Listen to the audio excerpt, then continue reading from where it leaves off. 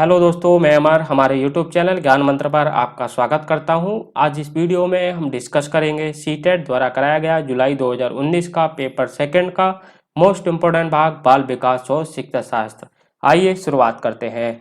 Question number first, निम्नलिखित वर्णन को पढ़िए तथा कोलबर्ग के नैतिक तर्क की अवस्था को पहचानिए। कोलबर्ग ने जिन्होंने नैतिक विकास के अपने 3 चरण दिए, उसमें जो किस अवस्था पर वर्णन किया गया है, किस अवस्था को उसमें आपको पहचानना है।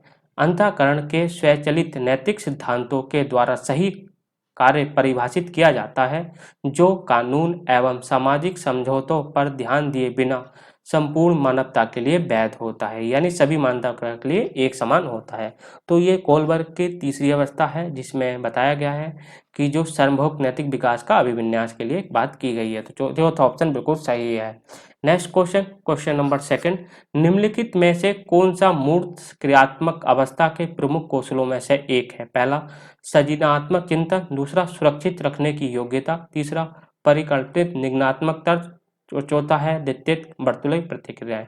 मूर्त संज्ञानावस्था जीन पियाजे ने अपनी प्रमुख 4 संक्रात्मक अवस्था दी गई, जिसमें मूर्त संक्रामक अवस्था जो 7 से 11 वर्ष के लिए होती है, उसकी विशेषता है कि जो उसमें जो प्राप्त किया गया ज्ञान है वो अधिक समय तक सुरक्षित रखा जा सकता है। तो दूसरा ऑप्शन बिल्कुल सही है कि सुरक्षित रखने की योग्यता होती है मूर्त क्रियात्मक अवस्था में। Next question, question number 3, Jean पियाजे एवं लेव वाइगोत्स्की जैसे संरचनावादी अधिगम को किस रूप में देखते हैं? पहला है कौशलों के अर्जन में, दूसरा प्रतिक्रियाओं का अनुबंधन, तीसरा निष्क्रिय आवृत्ति प्रक्रिया और चौथा है सक्रिय विनोदन के अर्थ निर्माण की प्रक्रिया में। जीन पियाजे और लेव वाइगोत्स्की का मानना है कि बच्चा जितना सक्रिय रूप से किसी अधिगम में भाग लेगा उतना अधिक सीखेगा। तो चौथा ऑप्शन सबसे बेस्ट है। तो चौथा ऑप्शन बिल्कुल सही है।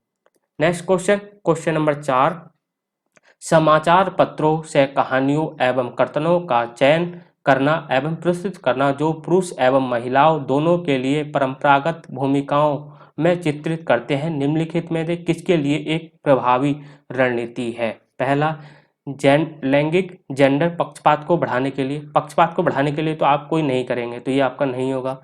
दूसरा है लैंगिक जेंडर स्थिरता को बढ़ाने के लिए, आप बढ़ाने के लिए भी नहीं करेंगे, तो ये भी नहीं होगा। तो तीसरा है रूढ़िवादी लैंगिक जेंडर भूमिकाओं को प्रोत्साहित करने के लिए भी आप नहीं करेंगे। और चौथा ऑप्शन है लैंगिक जेंडर रूढ़िवादिताओं का सामना करने के लिए, हाँ बिल्कुल, जो कथनों का प्रयोग करेंगे जेंडर और लैंगिक एवं जेंडर रूढ़िवादिताओं का सामना करने के लिए। चौथा ऑप्शन बिल्कुल सही है। नेक्स्ट क्वेश्चन, क्वेश्चन नंबर 5, निम्नलिखित में से कौन बच्चे के समाजीकरण में एक महत्वपूर्ण भूमिका अदा करते हैं? मीडिया, हाँ बिल्कुल, बच्चे मीडिया से सीखते हैं, विद्यालय से, परिवार से और पास पड़ोस सबसे सीखते हैं। तो चौथा ऑप्शन सबसे बेस्ट सही है। Next question, question number 6, Harvard gardener के बहुबुद्धि सिद्धांत के अनुसार निम्नलिखित विशेषताओं से युक्त एक व्यक्ति की बुद्धि को किस प्रकार से वर्गीकृत किया जा सकता है? विशेषता है व्यक्ति की दूसरों की मानदशा, स्वभाव, प्रेरणा तथा अभिप्राय को उचित तरीके से पता लगाने एवं प्रतिक्रिया को करने की। हार्वर्ड गार्डनर ने बहुबुद्धि सिद्धांत दिया, जिन्होंने 9 प्रकार की बुद्धियों का वर्णन किया है और जो उसके आधार पर जो योग्यता जो व्यक्ति में होती है वह अंतर्वैयक्तिक व्यक्ति होते हैं, अंतर्वैयक्तिक बुद्धि के अंतर्गत आते हैं। तो तीसरा ऑप्शन सबसे सही है। नेक्स्ट क्वेश्चन, क्वेश्चन नंबर 7, बच्चों के मूल्यांकन के लिए निम्नलिखित में से कौन से कारण होने चाहिए? मूल्यांकन के जो कौन से कारण होने चाहिए? बच्चों को गैर उपलब्धि वाले, निम्न उपलब्धि वाले, औसत एवं उच्च उपलब्धि वाले के रूप में अलग करना भेदभाव की राजनीति कभी नहीं करनी चाहिए और बच्चों को आप भेदभाव करना सिखाना ही नहीं चाहिए। और इस प्रकार से जो अगर आप अलग अलग कर देंगे तो बच्चों में स्वयं में कुछ में जो कमजोर बच्चे होंगे उनमें हीन भावना का विकास होगा। तो ये वाला आपका ऑप्शन आपका गलत है। दूसरा, कक्षा में शिक्षण अधिगम प्रक्रियाओं में सुधार करना, हाँ बिल्कुल करना चाहिए। साथ समय के साथ बच्चों में होने वाले अधिगम परिवर्तनों यानी प्रगति के बारे में पता लगाना, हाँ बिल्कुल प्रगति के बारे में पता लगाना चाहिए। चौथा ऑप्शन है बच्चों की क्षमताओं, संभावनाओं, सशक्त पक्षों एवं चुनौतीपूर्ण पक्षों के बारे में माता पिता के साथ चर्चा करनी चाहिए, हाँ बिल्कुल करनी चाहिए। तो आपका पहला ऑप्शन गलत है, पहला आपका इसमें ही पहला तो ये तो होंगे नहीं। अब तीसरा और चौथे में आपका तीसरा ऑप्शन बिल्कुल सही है। नेक्स्ट क्वेश्चन, क्वेश्चन नंबर 8, निम्नलिखित में से कौन सा प्रगतिशील शिक्षा की अवधारणा के बारे में प्रमुख है? पहला है पाठ्यपुस्तक केंद्रीय अधिगम, दूसरा है प्रत्येक बच्चे की क्षमता एवं संभावना में विश्वास करना। तीसरा है मानव निर्देश एवं मूल्यांकन। चौथा है बाह्य प्रेरणा तथा एकरूप मूल्यांकन मापदंड। प्रगतिशील शिक्षा कहती है कि प्रत्येक बच्चे की क्षमता में और संभावना में विश्वास करना चाहिए। तो दूसरा ऑप्शन बिल्कुल सही है। नेक्स्ट क्वेश्चन, क्वेश्चन नंबर 9, विकास में व्यक्तिगत विभिन्नता को समझने के लिए क्या महत्वपूर्ण है? पहला, वंशागत विशेषताओं पर विचार करना जो प्रत्येक व्यक्ति को जीवन में विशेष शुरुआत देती है। हाँ, बिल्कुल करना चाहिए। दूसरा ऑप्शन है पर्यावरणीय कारकों पर विचार करना जो लोगों को प्रभावित करते हैं। हाँ, बिल्कुल करना चाहिए। तीसरा ऑप्शन है शरीर एवं दिमाग के परिपालन पर विचार करना। हाँ, बिल्कुल करना चाहिए। चौथा ऑप्शन है वंशागत विशेषताओं के साथ साथ पर्यावरणीय कारकों एवं उनकी परस्पर क्रिया पर विचार करना चाहिए। ये भी बिल्कुल सही है। आपका जो पहला, तीसरा, दूसरा और तीसरे सबका समायोजन चौथे ऑप्शन में हो जाता है। तो चौथा ऑप्शन बिल्कुल सबसे बेस्ट है और चौथा ऑप्शन ही सही है। नेक्स्ट क्वेश्चन, क्वेश्चन नंबर 10, निम्नलिखित में से कौन सा विकास का सिद्धांत नहीं है? पहला ऑप्शन है व्यक्ति अलग अलग गति से विकास करते हैं। हाँ, बिल्कुल, जो व्यक्तियों की गति होती है वो अलग अलग होती है। दूसरा, विकास तुलनात्मक रूप से क्रमित होता है। हाँ, बिल्कुल होता है। विकास समय के साथ धीरे धीरे घटित होता है। हाँ, बिल्कुल समय के साथ धीरे धीरे घटित होता है। चौथा ऑप्शन है विकास की सटीक गति एवं प्रकृति जन्म के समय ही निर्धारित की जा सकती है। समय के विकास जो होता है, व्यक्ति का विकास आपका पर्यावरण, आनुवांशिकता और पौष्टिक भोजन सब पे विकास आपका डिपेंड करता है। तो किसी भी व्यक्ति के जो विकास की सटीक गति और प्रगति का जन्म के समय निर्धारण नहीं किया जा सकता। तो चौथा ऑप्शन है कि विकास की सटीक गति एवं प्रकृति जन्म के साथ निर्धारित नहीं हो सकती, क्योंकि इसमें पर्यावरण का विशेष योगदान होता है, समाज का योगदान होता है। तो चौथा ऑप्शन बिल्कुल सही, हमसे नहीं पूछा था तो चौथा नहीं है, तो चौथा सबसे बेस्ट आंसर है। नेक्स्ट क्वेश्चन, क्वेश्चन नंबर 11, अनेक शोध अध्ययनों से पता चलता है कि शिक्षक लड़कियों की अपेक्षा लड़कों से अधिक परस्पर क्रिया करते हैं। इसका सही विवेचन क्या है? जो अनेक शोधों से पता चल रहा है, जो शिक्षक होता है लड़कियों की अपेक्षा यानी लड़कों से ज़्यादा बात करता है, उन पर ज़्यादा ध्यान देता है। तो ये किस प्रकार का है? लड़कियों की तुलना में लड़कों में शैक्षिक क्षमताएं अधिक होती हैं? नहीं, सब में बराबर होती हैं। तो ये वाला आपका नहीं होगा।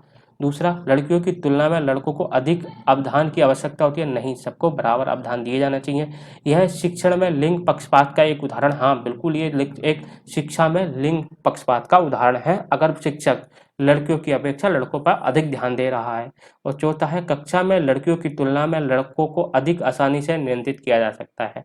नहीं, ये भी गलत है। तो तीसरा ऑप्शन सबसे सही है, तीसरे ऑप्शन के साथ जाएंगे।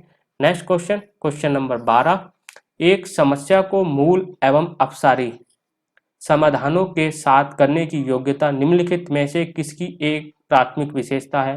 पहला ऑप्शन है अकेंद्रित बच्चों की, दूसरा है क्षतिग्रस्त बच्चों की, तीसरा है सृजनात्मक बच्चों की और चौथा है अधिगम आवश्यकता वालों की बच्चों की। अपसारी चिंतन, जो थिंक आउट द बॉक्स, यानी जो आपने शिक्षक ने जो बच्चों को दिए जो सवाल दिया है, बच्चे उससे भी बढ़कर सोचते हैं।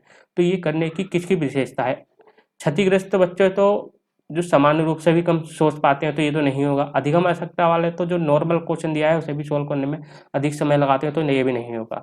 तो जो सृजनात्मक बच्चे होते हैं उनकी जो योग्यता होती है वो अपसारी चिंतनों के बारे में होती है, अपसारी समाधानों के साथ करने की होती है। तीसरा ऑप्शन सबसे सही है। नेक्स्ट क्वेश्चन, क्वेश्चन नंबर 13, दृष्टि रूप से बाधित जो बच्चे होते हैं विद्यार्थियों के साथ कार्य करते समय एक शिक्षक को किस प्रकार के अनुदेशन अनुकूलन करने चाहिए? पहला है स्पष्ट रूप से बोलना तथा छूकर महसूस करने वाली सामग्रियों को अधिक मात्रा में प्रयोग करना। हाँ, जो बच्चे अगर दृश्य रूप से कमजोर हैं तो उन्हें स्पष्ट बोलना चाहिए उनके साथ, और छूकर महसूस करने वाली सामग्रियों का प्रयोग करना चाहिए। तीसरा, कई प्रकार के दृश्य सामग्रियों को प्रस्तुत करना। दृष्टि तो बाधित है, तो ये वाला आपका कोई इफेक्टिव नहीं होगा। दूसरा, स्वयं अभिविन्यास करना ताकि विद्यार्थी उसे ध्यान से देख सकें तो देख तो कम पा रहे हैं, दृष्टि रूप से बाधित है। अनेक प्रकार के लिखित कार्यों विशेष रूप से वर्कशीटों को तैयार करना। इसमें जो आपका पहला ऑप्शन है बच्चों को स्पष्ट रूप से बोलना और छूकर महसूस करने वाली सामग्रियों का अधिक प्रयोग किया जाना चाहिए, तो पहला ऑप्शन सबसे बेस्ट है। नेक्स्ट क्वेश्चन, क्वेश्चन नंबर 14, सहयोगात्मक अधिगम एवं हम साथियों के द्वारा शिक्षण का एक समावेशी कक्षा में किस प्रकार से उपयोग किया जाना चाहिए? सक्रिय रूप से आगे बढ़ाना चाहिए, हाँ बच्चों को सक्रिय रूप से आगे बढ़ाएंगे। सक्रिय रूप से हतोत्साहित करना आपका नेगेटिव होता है, तो ये वाला भी नहीं होगा। कभी कभी प्रयोग करना आपका नेगेटिव होता है, प्रयोग नहीं करना नेगेटिव होता है, तो पहला ही ऑप्शन बचा, तो पहला ऑप्शन सबसे सही है। नेक्स्ट क्वेश्चन, क्वेश्चन नंबर 15, निम्नलिखित में से कौन सा समावेशी कक्षा में सबसे अधिक महत्वपूर्ण है? पहला ऑप्शन है एक रूप निर्देशन, दूसरा मानवीकृत परीक्षण, तीसरा प्रतियोगी अधिगम को बढ़ावा देना, चौथा है विशेष शिक्षा योजना। जो समावेशी शिक्षा है आपकी विशेष शिक्षा योजना के बारे में आपको बताती है कि आपको जो समावेशी कक्षा में आपको एक जो सृजनात्मक बच्चे हैं, फिर नॉर्मल बच्चे और फिर अधिगम आवश्यकता वाले बच्चे, सबको एक साथ नॉर्मल स्कूल में पढ़ाना चाहिए, उसके लिए विशेष शिक्षा योजना बनानी चाहिए। तो चौथा ऑप्शन आपका बिल्कुल सही है। नेक्स्ट क्वेश्चन, क्वेश्चन नंबर 16, अधिगमकर्ताओं एवं उनकी प्राथमिक विशेषताओं के मिलान युग्मों से निम्नलिखित में कौन सा सही है? द्रव श्रव्य क्षतिग्रस्त अधिगमकर्ता दृश्य सूचना को सही से समझ नहीं पाते, आपके श्रव्य क्षतिग्रस्त यानी जो कम सुन पाते हैं उन्हें देखने का आपका गलत है। पठन अक्षमता अधिगमकर्ता धारा प्रवाह पढ़ने एवं लिखने में कमी, हाँ जो पठन अक्षमता अधिगमकर्ता होते हैं उन्हें धारा प्रवाह लिखने और पढ़ने में कमी होती है, तो ये सही है। दूसरा सृजनात्मक अधिकर्ता अति शीघ्र कार्य को पूरा करने में धीमे, सृजनात्मक बच्चे तो सबसे अच्छे बच्चे होते हैं, अधिगमकर्ता होते हैं तो ये धीमे तो नहीं हो सकते, तो ये गलत है। अब धारणात्मक कमी अधिकर्ता उच्च अभिप्रेरणा लंबे समय तक अवधान बनाए रखने की, अगर आपकी कमी वाले अभिकर्ता हैं अवधानात्मक तो ये वाला भी नहीं होगा, जो अधिक उच्च प्रेरणा, तो और ये जो दिया गया है ये आपका सृजनात्मक बच्चों की है, तो ये वाला भी आपका ऑप्शन गलत है, तो दूसरा ऑप्शन सही है। जो पढ़ने अक्षमता अधिगमकर्ता होते हैं उन्हें धारा प्रवाह पढ़ने एवं लिखने में कमी होती है। नेक्स्ट क्वेश्चन, क्वेश्चन नंबर 17, निम्नलिखित में से कौन सा अधिगम के सार्थक सरलीकरण के रूप में परिणित नहीं होता है? पहला, पहले से विद्यमान ज्ञान के नए ज्ञान को जोड़ना, दूसरा दोहराने एवं स्मरण करने को बढ़ावा देना, तीसरा उदाहरणों एवं गैर उदाहरणों का प्रयोग करना और एक समस्या पर अनेक तरीकों से विचार करना। हाँ बिल्कुल, आपको नए विद्यमान पुराने ज्ञान से नए को जोड़ना चाहिए, उदाहरणों और गैर उदाहरणों दोनों का प्रयोग करना चाहिए और एक समस्या को अनेक तरीकों से विचार करना चाहिए, परंतु ये करा नहीं की बात की है, हमें दोहराने और स्मरण करने पर ध्यान नहीं देना चाहिए, नहीं तो दूसरा ऑप्शन बिल्कुल सही है। नेक्स्ट क्वेश्चन, क्वेश्चन नंबर 18, निम्नलिखित में से कौन सा संरचनात्मक परिवेश के साथ अनुकूलन नहीं हो सकता? पहला, विद्यार्थियों को जटिल सार्थक एवं समस्या आधारित गतिविधियों में लगे रहने के लिए लगातार अवसर प्रदान करना, लगातार अवसर प्रदान पॉजिटिव होता है आपका, तो ये वाला सेंटेंस सही है। दूसरा, विद्यार्थी सहयोगात्मक तरीके से कार्य करते समय आपस में कार्य केंद्रित वार्तालाप लगे रहने के लिए सहयोग दिया जाना आपका पॉजिटिव है, तो आपका ये सेंटेंस भी पॉजिटिव है। दूसरा, शिक्षक प्रमुख प्रकरणों के संबंध में विद्यार्थियों के विचारों एवं अनुभवों को प्राप्त करते हैं और उनके वर्तमान ज्ञान की पुनर्रचना एवं विस्तृत योजना के लिए शिक्षण अधिगम की योजना बनाते हैं, हाँ बिल्कुल ये भी आपका सेंटेंस पॉजिटिव है। चौथा ऑप्शन है, अध्यापक विशिष्ट सत्रहबद्ध मूल्यांकन नीतियों पर लागू करते हैं तथा प्रक्रियाओं के बजाय फीडबैक प्रदर्शन पर फीडबैक देते हैं, तो ये आपका गलत है। जो सततबद्ध मूल्यांकन हो, आपका जो मूल्यांकन होता है ऐसा नहीं है साल के एक साल में होना चाहिए, ये आपका सतत और व्यापक मूल्यांकन होना चाहिए और आप प्रदर्शन पर ज़्यादा आप जो प्रक्रिया के बजाय प्रदर्शन पर फीडबैक देंगे तो आपका ये भी निगेटिव होगा, हमसे नहीं पूछा था, चौथा ऑप्शन बिल्कुल सही है। नेक्स्ट क्वेश्चन, क्वेश्चन नंबर 19, एक शिक्षक को विद्यार्थियों को डैश निर्धारित करने के लिए प्रोत्साहित करना चाहिए डैश बजाय के डैश, अधिगम लक्ष्य एवं प्रदर्शन लक्ष्य के, तीसरा प्रदर्शन लक्ष्य एवं अधिगम लक्ष्य के, दूसरा असफलता से बचने के लिए लक्ष्य, अंक लेने के लिए लक्ष्य, अंक लेना आपका निगेटिव में होता है तो ये वाला आपका नहीं होगा, अंक लेने के लिए लक्ष्य आपका निगेटिव होता है तो ये नहीं होगा। तो पहला ऑप्शन है कि एक शिक्षक को विद्यार्थियों को अधिगम लक्ष्य निर्धारित करने के लिए प्रोत्साहित करना चाहिए, ना कि प्रदर्शन लक्ष्य के, क्योंकि जो बच्चा है अधिगम जितना ज़्यादा अधिगम करेगा उसका उतना ही विकास होगा, तो पहला ऑप्शन बिल्कुल सही है। नेक्स्ट क्वेश्चन, क्वेश्चन नंबर 20, निम्नलिखित में से कौन प्रभावी अधिगम रणनीति के उदाहरण है? पहला, लक्ष्य एवं समय सारणी निर्धारित करना, हाँ बिल्कुल। संगठनात्मक चार्टों एवं अवधारणात्मक नक्शे बनाना, हाँ बिल्कुल करना चाहिए। उदाहरणों एवं गैर उदाहरणों के बारे में सोचना, हाँ बिल्कुल। हमर साथियों को समझाना, बिल्कुल। स्वयं से प्रश्न करना, बिल्कुल। ये तो सारे सही हैं, तो चौथा ऑप्शन बिल्कुल सही है। नेक्स्ट क्वेश्चन, क्वेश्चन नंबर 21, इनमें से कौन सा बाह्य अभिप्रेरणा का एक उदाहरण है? बाह्य अभिप्रेरणा का उदाहरण की बात की गई है। पहला है, मैं अपना गृह कार्य करना पसंद करती हूँ क्योंकि यह बहुत आनंददायक होता है। बहुत आनंददायक होना, ये आपका इंटरनल मोबिलाइजेशन है। तो ये वाला आपका। दूसरा, मैं बहुत अधिक सीखती हूँ जब मैं अपना गृह कार्य करती हूँ। बहुत अच्छी सीखना आपका इंटरनल अभिप्रेरणा का है। तीसरा, गृह कार्य करने में से अपनी अवधारणा को अच्छी तरह से समझ पाती हूँ, ये भी आपका इंटरनल अभिप्रेरणा का है। चौथा, मैं अपना गृह कार्य पूरा करती हूँ क्योंकि शिक्षक प्रत्येक नियत कार्य के लिए हमें अंक प्रदान करने, अंक प्रदान जो शिक्षक अंक देता है वो बाह्य प्रेरणा का एग्जाम्पल है। तो इसमें बाह्य प्रेरणा ही पूछा गया था, चौथा ऑप्शन बिल्कुल सही है। नेक्स्ट क्वेश्चन, क्वेश्चन नंबर 22, एक प्राथमिक कक्षा कक्ष में एक शिक्षक को क्या करना चाहिए? प्राथमिक शिक्षा कक्ष की बात की गई है। केवल उदाहरण देने चाहिए। दूसरा, केवल गैर उदाहरण देने चाहिए। तीसरा, उदाहरण एवं गैर उदाहरण देने चाहिए। चौथा, उदाहरण एवं गैर उदाहरण दोनों नहीं देने चाहिए। जो प्राथमिक कक्षा होता है, बच्चा तभी सीख पाता है कि आप जब उदाहरण देंगे, मूर्त यानी उदाहरण और गैर उदाहरण दोनों देंगे। तो चौथा ऑप्शन बिल्कुल सही है। ये चौथे में आपके नहीं की बात की गई है, तो ये आपका नहीं होगा। और तीसरा ऑप्शन, उदाहरण और गैर उदाहरण दोनों देने चाहिए। तो जो पहला और दूसरे का दोनों का समावेशन तीसरे में हो जाता है, तो तीसरा ऑप्शन सबसे बेस्ट है कि प्राथमिक कक्षा में शिक्षक को उदाहरण और एवं गैर उदाहरण दोनों देने चाहिए। क्वेश्चन नंबर 23, निम्नलिखित रणनीतियों में से कौन सी बच्चों में अर्थ निर्माण को बढ़ावा देगी? पहला, अन्वेषण एवं परिचर्चा। दूसरा, सूचनाओं का संचरण। तीसरा, दंडात्मक साधनों का प्रयोग करना। चौथा है एक रूप एवं मानवीकृत परिचय। दंडात्मक शब्द को हमेशा निगेटिव होता है, तो ये नहीं करना चाहिए। तो जो पहला ऑप्शन है, अन्वेषण और परिचर्चा, आपके अर्थ निर्माण को बढ़ावा देगी। तो पहला ऑप्शन सब सही है। नेक्स्ट क्वेश्चन, क्वेश्चन नंबर 24, बच्चों की गलतियां एवं भ्रांत धारणाएं डैश शिक्षण अधिगम प्रक्रिया का एक महत्वपूर्ण कदम है। हाँ बिल्कुल, बच्चा गलतियों से ही सीखता है, तो ये तो सही है। दूसरा ऑप्शन, शिक्षण अधिगम प्रक्रिया में रुकावट नहीं और विघ्न, ये तो नहीं, ये गलत है आपका। शिक्षण अधिगम प्रक्रिया में अनदेखी, आप अनदेखी नहीं कर सकते, तो ये निगेटिव है। सूचनाएं करती हैं कि बच्चों में क्षमताएं वयस्क की तुलना में निम्न स्तर की होती हैं। आपका ऐसा नहीं है, निम्न स्तर की नहीं होती। बच्चों में भी जितनी क्षमताएं होती हैं वयस्क के बराबर होती हैं, भले ही गुणात्मक रूप से आपकी कम हो सकती हैं। तो ये वाला भी आपका ऑप्शन नहीं होगा, तो पहला ऑप्शन सबसे सही है। नेक्स्ट क्वेश्चन, क्वेश्चन नंबर 25, संरचनात्मक ढांचे में बच्चों को किस रूप में देखा जाता है? पहला, लघु वयस्क के रूप में जो सभी पक्षों जैसे आकार, संज्ञान और संवेग में वयस्क की तुलना में कम होते हैं, कम नहीं होते हैं, गुणात्मक रूप से कम होते हैं, तो आपका ये नहीं होगा। कोरी पट्टियां या खाली स्लेट जिसके जीवन को अनुभव के द्वारा पूर्ण रूप से आकार दिया जाता है।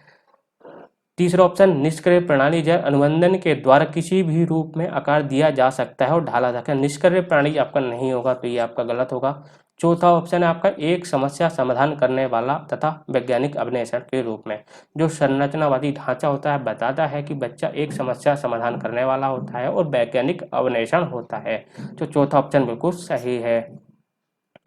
नेक्स्ट क्वेश्चन, क्वेश्चन नंबर 26, अपनी कक्षा में सहयोगात्मक अधिगम का प्रयोग करते समय एक शिक्षक की भूमिका किस प्रकार होती है?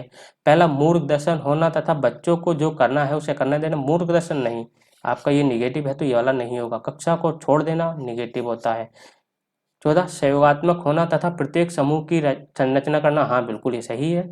उस समूह की सहयोग करना जिसमें होनहार बच्चे और एवं प्रतिभाशाली हों। आपका होनहार और प्रतिभाशाली बच्चों पे ही ध्यान देंगे, तो बच्चों में जो निम्न वाले बच्चे हैं उनमें हीन भावना उत्पन्न होगी, तो ये वाला भी आपका गलत है। तीसरा ऑप्शन बिल्कुल सही है कि जो कक्ष में सहयोगात्मक और प्रत्येक समूह की निगरानी करनी चाहिए अध्यापक को। नेक्स्ट क्वेश्चन, क्वेश्चन नंबर 27, निम्नलिखित कथनों में से कौन सा विकास एवं अधिगम के बीच संबंध को सही तरीके से सूचित करता है? विकास एवं अधिगम संबंधित नहीं है, नहीं, ये गलत है आपका। विकास और अधिगम दोनों संबंधित होते हैं। अधिगम विकास पर ध्यान दिए बिना घटित होता है, नहीं, विकास और अधिगम दोनों संबंधित होते हैं, तो ये गलत होगा। विकास अधिगम की दर विकास की तुलना में काफी अधिक होती है, नहीं, बराबर होती है। और चौथा ऑप्शन है, विकास एवं अधिगम अंतर संबंधित और आत्मनिर्भर होते हैं। चौथा ऑप्शन बिल्कुल सही है। नेक्स्ट क्वेश्चन, क्वेश्चन नंबर 28, पियाजे के अनुसार विशिष्ट मनोवैज्ञानिक संरचना अनुभव से ही सही अर्थ निकालने के लिए व्यवस्थित तरीकों को क्या कहा जाता है? पहला है मानसिक उपकरण, दूसरा है स्कीमा, तीसरा प्रतिमान और चौथा मानसिक मैप। जीन पियाजे ने अपने जो मनोवैज्ञानिक संरचना में एक महत्वपूर्ण शब्द दिया, स्कीमा। दूसरा ऑप्शन बिल्कुल सही है। Next question, question number 29। एक उचित प्रश्न सुझाव के द्वारा बच्चों की समझ को उस बिंदु से बहुत आगे ले जाना जिस पर वह अकेले पहुंच सकते हैं। निम्नलिखित में से कौन सी संरचना उपयोग कथन को प्रकाशित करती है? पहला समन्वय निकष विकास का क्षेत्र, दूसरा समन्वय, तीसरा संरक्षण और तीसरा बुद्धि। जो आपका जो बच्चों की समझ को उस बिंदु से आगे ले जाना जो अकेले नहीं पहुंच पाते, आपका जेड-पीडी। लेव वाइगोत्स्की ने जेड-पीडी की अवधारणा दी और उन्हें बताया कि बच्चे को सहयोग के द्वारा उस स्थान तक वो ले जाया जा सकता है जिसमें बच्चे अकेले नहीं पहुंच सकते। तो ये निकटस्थ विकास का क्षेत्र होता है, समीपस्थ विकास का क्षेत्र होता है। तो पहला ऑप्शन बिल्कुल सही है। Next question, question number 30। यह इस सीरीज का लास्ट क्वेश्चन है। लेव वाइगोत्स्की के अनुसार आधारभूत मानसिक क्षमताओं को मुख्य रूप से किसके द्वारा उच्चतर संज्ञानात्मक प्रक्रियाओं में बदला जाता है? पुरस्कार और दंड आपके निगेटिव होंगे, तो ये वाला तो नहीं होगा। दूसरा है सामाजिक परस्पर क्रिया, तीसरा उद्दीपन अनुक्रिया संबंध, तीसरा अनुकूलन एवं संगठन। लेव वाइगोत्स्की ने हमेशा सामाजिक अधिगम को बढ़ावा दिया है और सामाजिक अधिगम पे उन्होंने अपने बहुत से विचार दिए हैं और उन्होंने बताया है कि बच्चा सामाजिक अधिगम से सबसे ज़्यादा सीखता है और समाज के द्वारा ही परस्पर क्रिया करता है। तो दूसरा ऑप्शन बिल्कुल सही है। Thanks for watching. अगर आपको वीडियो अच्छी लगी हो तो लाइक करें, अपने दोस्तों के साथ शेयर करें और आपने हमारे चैनल को सब्सक्राइब नहीं किया है तो हमारे चैनल को सब्सक्राइब करें। इस लेक्चर की पीडीएफ आपको हमारे टेलीग्राम व्हाट्सएप ग्रुप पर मिल जाएगी। व्हाट्सएप ग्रुप और टेलीग्राम का लिंक डिस्क्रिप्शन में दे दिया गया है। धन्यवाद।